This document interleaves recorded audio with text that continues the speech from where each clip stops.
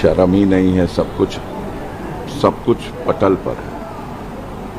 सिर्फ एक बात पूछ लीजिएगा कि 26 तारीख को मुख्तार अंसारी को, जो न्यायिक अभिरक्षा में बांदा कारागार में थे, उनको मेडिकल कॉलेज क्या भेजा था? कोई सैर करने की तो जगह थी नहीं। सुपरिटेंडेंट कहते हैं हमने 2 बजे उनको भेज दिया क्योंकि हमें डॉक्टरों ने सलाह दिया। 3 डॉक्टरों के पैनल ने कहा कि इनकी हालत सीरियस है, इन्हें मेडिकल कॉलेज भेजा जाए। मेडिकल कॉलेज में उनको 3 बजे 3:30 बजे वहाँ एडमिट किया गया। हम लोगों को एक टेलीग्राम पुलिस के माध्यम से रात में 3 बजे के बाद थाने से आके दिया गया, रेडियोग्राम है कि आप तत्काल मेडिकल कॉलेज बांदा पहुंचिए। मुख्तार अंसारी की हालत चिंताजनक है और उन्हें मेडिकल कॉलेज में सुपरिटेंडेंट जेल ने भर्ती कराया। हम लोग गए वहाँ, वो जेल में हॉस्पिटल में भर्ती थे। उनसे मिलने का बहुत मुश्किल के बाद 5 मिनट का मौका दिया गया और 5 मिनट की मुलाकात में पहली बात उन्होंने कही, पहले से भी मालूम था और उस दिन भी पहली बात यही कही कि भैया ये जहर जो हमको खिला दिए हैं सब, उसका असर इतना बढ़ता जा रहा है कि हम मूर्छित हो जा रहे हैं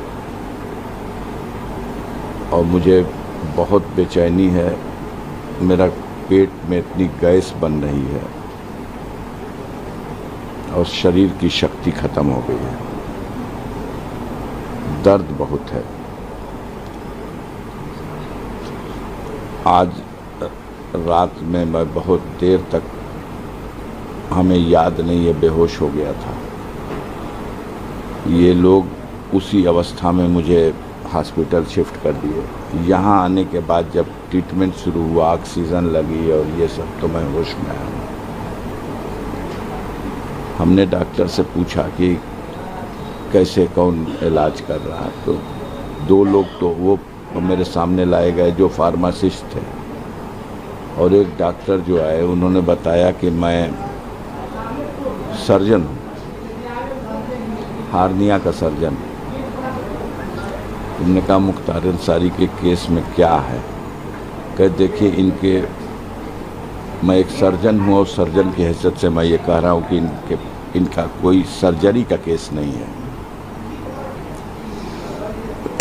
तो उसने अपनी बात ढकी अंदाज में कह दिया।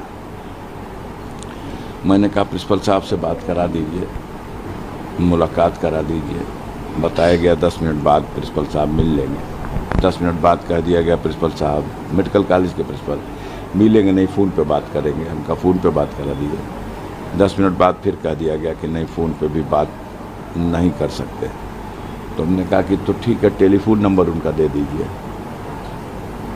बताया गया कि नहीं, वर्जित है, यहाँ किसी का टेलीफोन नंबर कहीं किसी को नहीं दिया जा सकता। हमने कहा मेडिकल ऑफिसर है, मैं एक रिस्पॉन्सिबल पर्सन हूँ। हम लोगों को डायरी में लिख करके सूचना आयोग पूरे प्रदेश और देश भर के सारे अधिकारियों का नंबर खुद ही छप के देता है और ये कौन सी गोपनीय चीज़ है कि वो अपना नंबर नहीं दे सकते। हम अगर चले जाए, मुलाकात का समय पूरा हो गया, तो हम बाद में ही उनसे पूछ लेंगे कि खैरियत क्या है मेरे भाई की।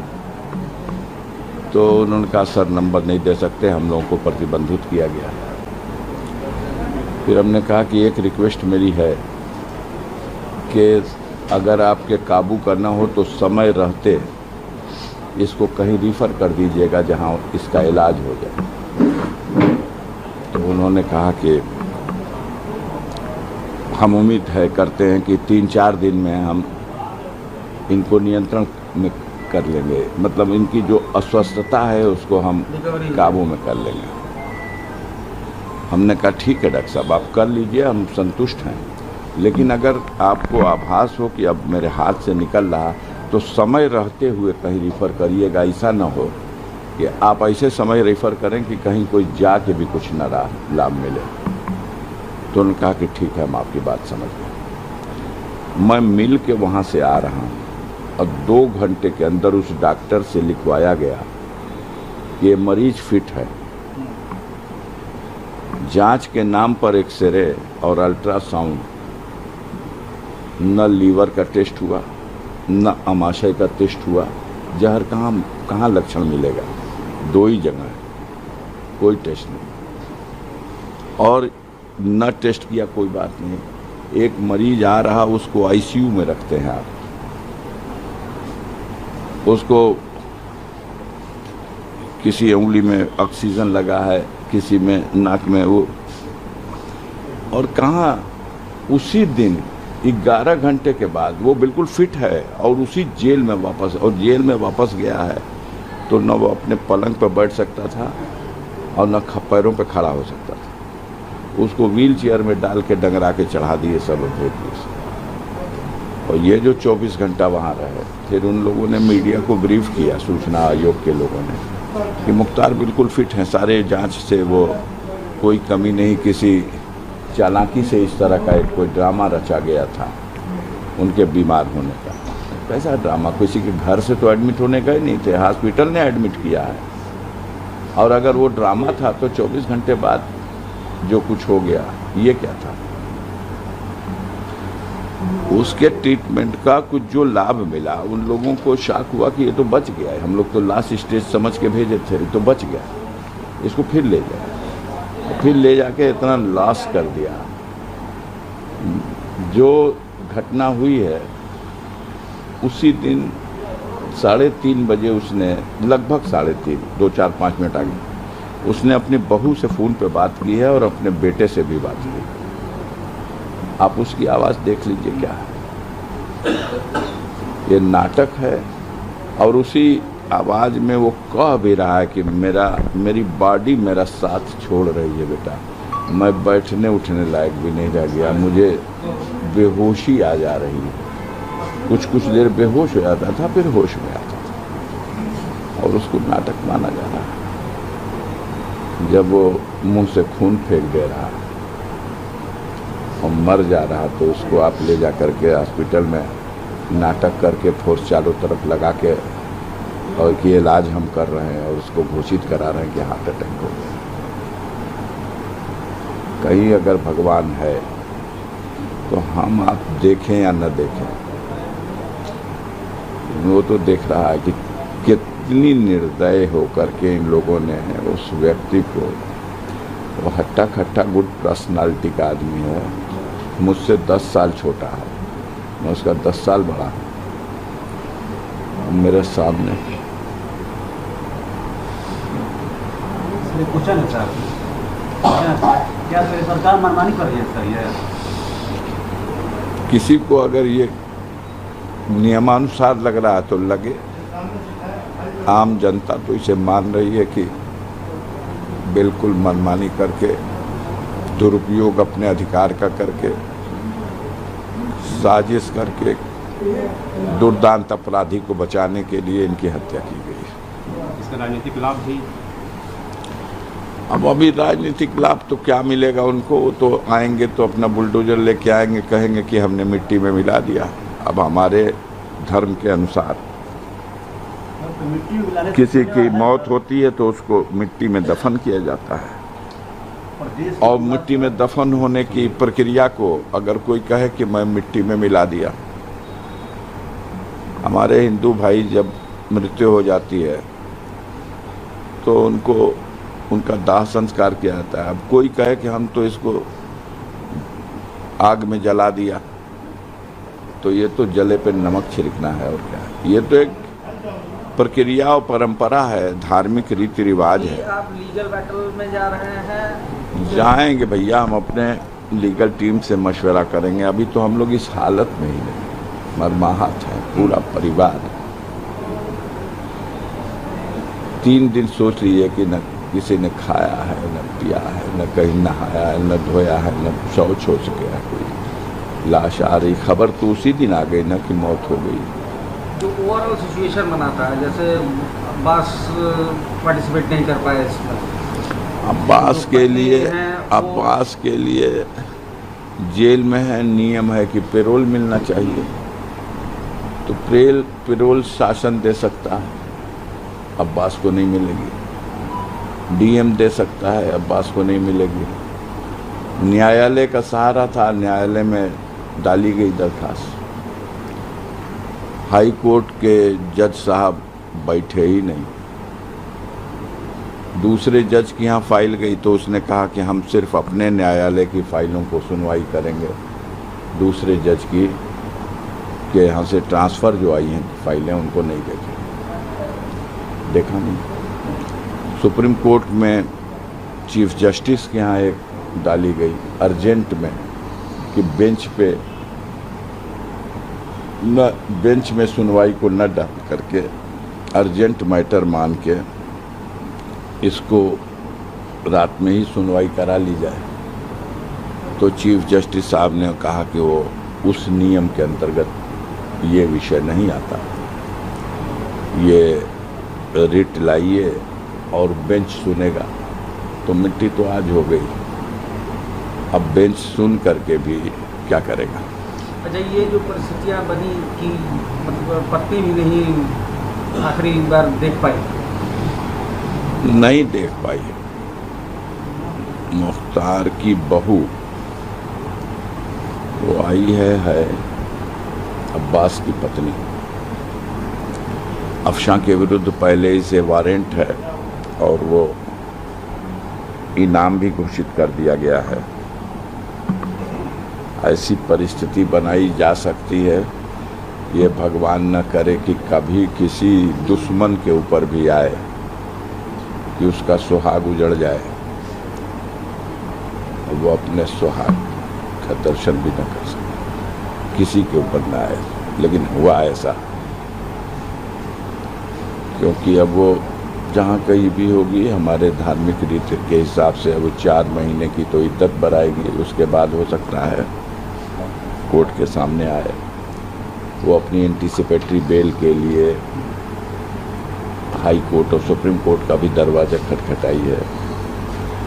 देखिए, तमाम तरह कानून में विंडो होती हैं, किन्हीं विंडो से अगर उन्हें राहत मिल जाए तो ठीक है। यानी आज की स्थिति में, सिचुएशन में तो यही है कि न्यायालय ने उनको बुलाया है, वारंट दिया है और इनाम घोषित कर दिया है। एक तो आपका लीगल बैटल का ऑप्शन है, दूसरा जो है आप चुनाव में भी जा रहे हैं। चुनाव में तो हमने आपको बताया कि मेरा परिवार आज हमारे से राजनीति में नहीं जन्म हुआ है। हम अपने पुरखों की उस विरासत को प्रयास करते हैं संभालने का। हमारे पुरखे थे डॉक्टर मुख्तार अहमद अंसारी, ये तस्वीर लगी है उनकी। जब देश गुलाम था तो 1926-27 में ये इंडियन नेशनल कांग्रेस के प्रेसिडेंट थे। जब इस देश में मोहम्मद अली जिन्ना ने मुस्लिम लीग की स्थापना करके और देश में एक अलगाववादी सोच को बढ़ावा देने का काम किया था, तब हमारे पूर्वज उन दिनों देश की एक जहती के लिए, भाईचारा बना रहे, इसके लिए इतना सक्रिय रहे कि महात्मा गांधी ने प्रस्तावित करके डॉक्टर अंसारी का नाम प्रेसिडेंट पद के लिए लाया था और मिस्टर केलकर दूसरे कैंडिडेट थे जिनसे चुनाव हुआ था और 42वें राष्ट्रीय अध्यक्ष डॉक्टर अंसारी चुने गए थे। इनके चुने जाने के बाद वो मिशन जो मोहम्मद अली जिन्ना चला रहे थे, उसे उन्होंने खुद अपनी पुस्तक में लिखा है कि जब डॉक्टर अंसारी प्रेसिडेंट थे तो मेरे मिशन को बहुत बड़ा धक्का लगा था। तो पूर्वजों की जो कुर्बानी थी वो देश को आज़ाद कराने के लिए थी। हम फ़ख्र से कह सकते हैं कि हमसे पहले भी हमारे परिवार में डॉक्टर शौकतुल्लाह अंसारी राज्यसभा के भी एमपी रहे, लोकसभा के भी एमपी रहे। फरीदुल हक अंसारी जो प्रजा सोशलिस्ट पार्टी के फाउंडर थे, वो 2 बार राज्यसभा के एमपी रहे। हमारे पूर्वजों में हम तो बिल्कुल इस दौर की कड़ी हैं, पहले इससे बहुत शानदार इतिहास है। डॉक्टर अहमद साहब थे जो केरल हाई कोर्ट के चीफ जस्टिस के पद को सुशोभित किए। आसिफ अंसारी साहब थे जो इलाहाबाद हाई कोर्ट के जस्टिस थे। ब्रिगेडियर उस्मान साहब थे, जिन्होंने मातृभूमि की रक्षा में कश्मीर की सीमा पर मोहम्मद अली के जीना के प्रस्ताव को ठोकर मार दी और भारतीय सेना के नायक की हैसियत से नौशेरा घाटी और झांगर घाटी को फिर से भारतीय सेना को जीतने में सफलता दिलाई और कुर्बान हो गए। उन्हें मरने के बाद महावीर चक्र मिला। एक शानदार इतिहास है और आपका भी खुद का भी एक जीत का ट्रेंड रहा है। हम और तो उसके बाद एक हालात ये बने कि आपको लूज करना पड़ा अपना मेंबरशिप जो है पार्लियामेंट का। तो अब जो हालात बने हैं उन हालात में जब आप लोकसभा चुनाव में जा रहे हैं, उससे पहले आपके साथ काफ़ी चीज़ें हो चुकी हैं। आपकी सदस्यता गई, आपके आयोग बना दिए गए।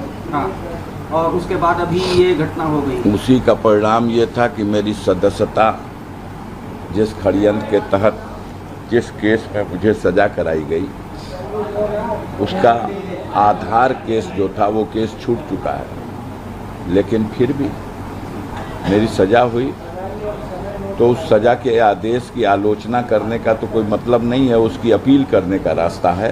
कानून में हम अपील में गए, अपील में मुझे जमानत भी मिली और माननीय सर्वोच्च न्यायालय ने गाजीपुर की कोर्ट से मेरे विरुद्ध सजा के दिए गए उस 4 साल के आदेश को मेरी अपील के निस्तारण तक के लिए सस्पेंड कर दिया।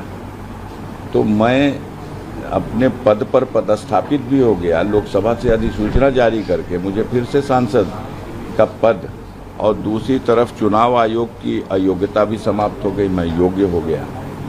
उसी का परिणाम है कि भारतीय जनता पार्टी गाजीपुर में कैंडिडेट का नाम अनाउंस नहीं कर पा रही, क्योंकि वो तो सोच लिए थे कि ये तो अब लड़ना नहीं है इनको, तो जब इनको लड़ना नहीं है तो चलो कैसे भी कर लेंगे। लेकिन अब उनके लिए एक बड़ी चुनौती है। हमारे बाजू की सीट है, नरेंद्र मोदी जी चुनाव लड़ते हैं, सारे बड़े दिग्गज उनके यहाँ हैं और घबराहट है, परेशानी है। सारे षड्यंत्र उसी के लिए थे कि मुझे लड़ने योग्य न रखने दिया जाए। मैं लड़ने योग्य भी हो गया और गाजीपुर की जनता इतने मूड में है कि इस बार सारा रिकॉर्ड टूट जाएगा, कैंडिडेट चाहे जिसको लाए।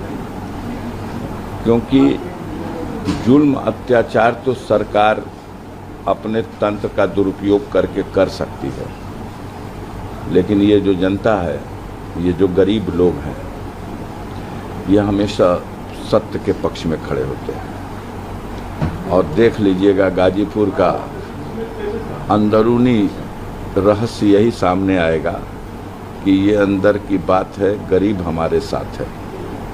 और चुनाव का परिणाम गाजीपुर का मोदी जी को शर्मिंदा करेगा। लड़ रहे हैं बगल में वो भी, हम भी लड़ रहे हैं। देखिएगा, लाएं कैंडिडेट, पहले लाएं। उनका दावा तो 400 के पार जा रहा है। हाँ भैया, वो लोग 400 के पार है, यहाँ 80 में 80। लेकिन पूर्वांचल में औकात नापने भर हैं हम। बोल रहे हैं सर, हाँ 370 बीजेपी का और 400 भैया एकदम चकाचक है, उनकी सारी गिनती सही है। लेकिन आप एको बार मत पूछिएगा कि जब आप 370 पा रहे हैं और के बाद 40 तो 30 तो पा रहे हैं, तो क्या ज़रूरत है जो आपको कह रहा था कि कटोरा लेके भीख नहीं मंगवा दूंगा तो असल बाप का बेटा नहीं। कहने वाला था कोई? कहाँ है? क्यों उसके चरणों में गिरे? क्या ज़रूरत है संजय निषाद को? क्या ज़रूरत है जिसको आप कहते थे कि ये परिवारवादी पार्टी है, चौधरी चरण सिंह के से शुरू हुई, उनके बेटे अजीत सिंह पे आई, उनके बेटे जयंत चौधरी पे है, आज जयंत चौधरी के चरणों में बैठने की क्या ज़रूरत है? अगर 400 के पार है तो नीतीश कुमार के लिए तो दरवाज़ा बंद था, लेकिन दरवाज़ा खुल कैसे गया? अगर 400 के पार का सवाल है तो चाहे उपेंद्र कुशवाहा हो, चाहे जीतन राम मांझी हो, ये क्या हो रहा है? एक तरफ नीतीश कुमार और दूसरी तरफ मोदी जी के हनुमान पासवान साहब। तो ये सब एक बात है कहने की। अंदर से उनको हकीकत मालूम है कि जो मिडिल क्लास वोट करके इनको सत्ता में लाता था, आज सबसे ज़्यादा दुखी मिडिल क्लास है। इस महंगाई से, इस भ्रष्टाचार के दौर से, इस बेईमानी से आम जनता त्रस्त हो गई है। बेरोजगारी का आलम ये है कि मतलब जो हम लोग अक्सर देखते थे, कभी रात भोर में गाड़ी से निकल जाइए, आप लोगों को भी सफ़र करने का मौका मिला होगा, तो सड़क पे नौजवान दौड़ते हुए रियाज बनाते हुए मिलते थे। दिखाइए नहीं देते क्योंकि निराश हो गए, मायूस हो गए वो कि इस दौड़ और रियाज का कोई मतलब नहीं है, ये सरकार कोई सर्विस देने वाली नहीं है। लोकसभा चुनाव पूर्व विधायक मुख्तार अंसारी जी के साथ यही घटना है, इसको लेकर अभी लोकसभा चुनाव में भी क्या समाजवादी पार्टी भी इस पर मुखर है और चुनाव में? देखिए, अभी हम लोग उस तरफ नहीं जा सके, हम सब मर्माहत हैं। हमारे परिवार का एक हीरा निकल गया है और मीडिया के भाई सरकार की मंशा के अनुसार जितनी गंदी संज्ञा दे के मुख्तार अंसारी को पुकार ले, जितनी बुराइयां उसके नाम से लिख दें, लेकिन गरीबों के दिलों पे उसका राज था। मुरली मनोहर जोशी भारतीय जनता पार्टी के राष्ट्रीय अध्यक्ष रहे हैं, चोटी के बहुत बड़े नेता रहे हैं और बनारस की धरती पर मुख्तार अंसारी और मुरली मनोहर जोशी का लड़ाई हुई थी, बहुत मामूली से वोटों से। 2 विधानसभा में, रोहनिया विधानसभा और सेवापुरी विधानसभा, दोनों जगह मुख्तार जीते थे और मुरली मनोहर हारे थे। शहर जब आया तो शहर में कैंट मुरली मनोहर जोशी को जीतना था, जीते, लेकिन उत्तरी दक्षिणी उस समय एक समद साहब एमएलए होते थे सपा के, और वो सारी ताकत लगा दिए लोग, नहीं तो एक सीट उत्तरी हम लोगों को और लीड होनी थी, वो हमारी लीड नहीं हो सकी। और 1 बजे के बाद जो कांग्रेस पार्टी के उम्मीदवार थे, राजेश मिश्रा या और भी जो कोई उम्मीदवार थे, ये लोग खुद ही कहने लगे फूल को वोट दे दो, फूल को वोट दे दो, नहीं जीत जाएगा मुख्तार। अब अगर लोकप्रिय नहीं था तो क्या उसका दबदबा था? जब वो जेल में है, वो जेल में लड़के लड़ा था। कोर्ट ने, हम लोगों के वकील ने दरखास्त दी तो कोर्ट ने कहा था कि आपने 10 दिन का पेरोल मांगा है, हम इसको 3 दिन के पेरोल देने पे विचार करेंगे, आप एप्लीकेशन दुरुस्त करिए। 3 दिन के पेरोल की एप्लीकेशन दी गई, तब उन्होंने कहा 2 दिन का। बहस सुन के जजमेंट रिजर्व किया, 2 दिन का पेरोल मिल गया होता तो मुरली मनोहर जोशी सब होने के बाद भी हार जाते। हम लोगों ने रोड शो का मैप तैयार कर लिया था, किस तरह से उसको सिर्फ एक रोड शो करा देंगे 2 दिन में 5 विधानसभा में। घोसी लोकसभा क्षेत्र, अपने जमाने के कद्दावर नेता रहे हैं कल्पनाथ राय, काबीना मंत्री रहा करते थे, श्रीमती इंदिरा जी के बहुत खास मंत्रियों में से थे। और काबीना मंत्री कल्पनाथ राय के खिलाफ 1995 में मुख्तार इसी घोसी लोकसभा सीट से चुनाव लड़ गया और 3 विधानसभा में उनको हरा दिया। उस समय सगड़ी भी इसी में था और हारे कहाँ? मऊ सदर से हार गए। मऊ सदर विधानसभा में और गोहना मोहम्मदाबाद में वो हार गए और 3 जगह जीत करके भी उनके मुकाबले 12,000 वोट से हार गए, जेल में थे। और कल्पनाथ राय बहुत बड़ी हस्ती थी उस धरती के लिए। तो इस तरह की स्थिति, अब हम उसको कितना भी कीचड़ फेंकें, अगर हमारे कीचड़ फेंकने का उन मत देने वालों पे असर होता तो एक आदमी जेल में है और 4 बार विधानसभा का चुनाव